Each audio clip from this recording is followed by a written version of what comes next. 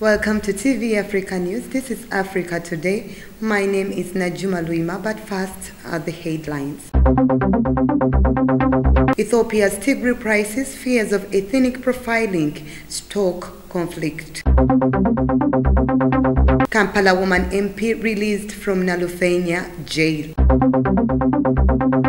Museveni warns Mbale NRM leaders against sectarianism. Ex-Niger president dies at 82. Now the news in detail. President Yoweri Kaguta Museveni has warned national resistance movement leaders in Mbale against sectarianism, advising them to embrace unity and service delivery. Museveni emphasized that what people mostly need is service delivery rather than divisionism along tribal and religious differences. He raised the concern while meeting party leaders in Mbale. Now moving on, Kampala District Woman Member of Parliament Ms. Nabila Nagai Sempala and 9 others who were arrested and detained at Nalufenya police station in Jinja last week have been granted an unconditional bail by Jinja Magistrates Court. Jinja Grade 1 Magistrate Happy and Chomuhanji, who presided over court, ordered them to return to court on December 15th without fail. They all denied the charges of doing an act likely to spread an infectious disease, COVID-19. The unconditional bail followed an application that was filed by Ms. Shamim Malende after police failed to produce the suspects on November 23rd after spending 48 hours in detention. Ms. Sempala is vying for the Kampala mayoral seat under the National Unit Platform card. Now moving on to Ethiopia, Prime Minister Abiy Ahmed has emphasized that the conflict in the northern Tigray region is against a criminal clique within the dominant party there, the Tigray People's Liberation Front. But reports from elsewhere in the country suggest there is an ethnic dimension to the crisis. Tigrayans make up around 6% of the Ethiopia's more than 110 million people, and many live outside their regional state. The government has denied that there has been ethnic profiling and said any action carried out against the individuals was for the justified security reasons. And ex-Niger President Mamadou Tandija has died, aged 82, the government said. Tandija won election twice after the country's return to civilian rule in 1999. He was overthrown 10 years later following an alteration of the constitution to stay in power. Tandija's death was announced in a statement read on a national television with a decree of 3 days of national mourning. President Issoufou Mahamadou took to Twitter to express condolences to the families, to his grieving family, and to the Niger people. I extend my sincere condolences that his soul rests in peace, he said.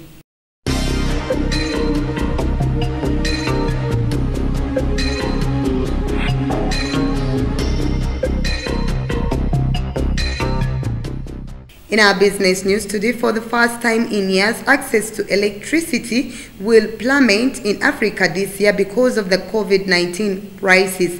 Executive Director of the International Energy Agency has told TV Africa. However, Fatih Birol has stressed the enormous potential in solar energy on the continent if it can attract investors. The International Energy Agency boss was speaking on the occasion of a virtual ministerial forum co-organized with the African Union this week. He told TV Africa in an interview that investments in the power sector on the continent is expected to fall by 30% this year because governments had other priorities, with investors concerned about increased risks, particularly in sub-Saharan Africa. Biro added that all dependent African nations like Angola have an enormous opportunity to use other sources of energy like solar and natural gas. Still in our business news, seed dealers through Uganda Seed Traders Association have asked government to put in place seed certification to improve cross-border movement. The certification, according to dealers, will not only provide a favorable ground for completion, but will also enable realization of the COMESA and East Africa seed protocols. The protocols seek to harmonize movement of seeds in the two regions. Speaking at a meeting to launch a seed movement development project in Kawanda, Wakiso District, Mr. Nelson Maseluka, the Uganda Seed Traders Association Chief Executive Officer, said government must put in place laws that will harmonize the seed industry to ease cross-border trade.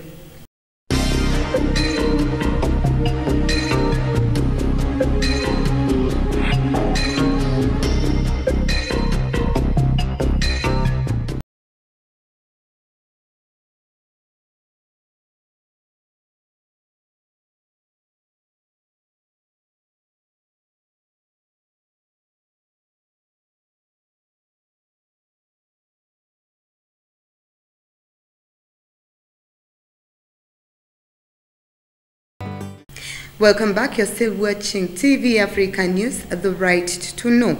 Now in health news today, Africa has surpassed 2 million confirmed coronavirus cases as the continent's top public health official warned that the continent is inevitably edging toward a second wave of infections. The Africa Centers for Disease Control and Prevention said the 54-nation continent had crossed the milestone.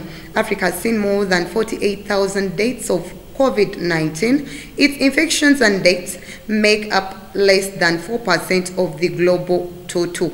The African continent of 1.3 billion people is being warned against prevention fatigue as countries loosen pandemic restrictions to ease their economies, suffering, and more people traveling.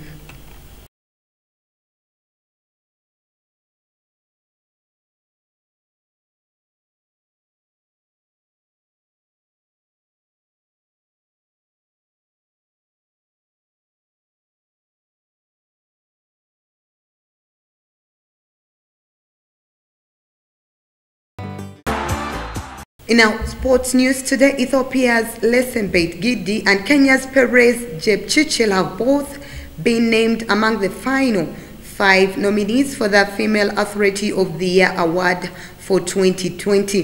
The sports governing body, World Athletics, which was formerly known as IAAF, reduced the nominations from 10 down to 5. 3 other African athletes missed out on the final list, with Ethiopia's Ababel Yeshane alongside Kenyan duo Faith Kipyegon and Helen Obili having been among the original 10. The other 2 who failed to make it to the final 5 were Femeke Bol of the Netherlands and Great Britain's Laura Muya.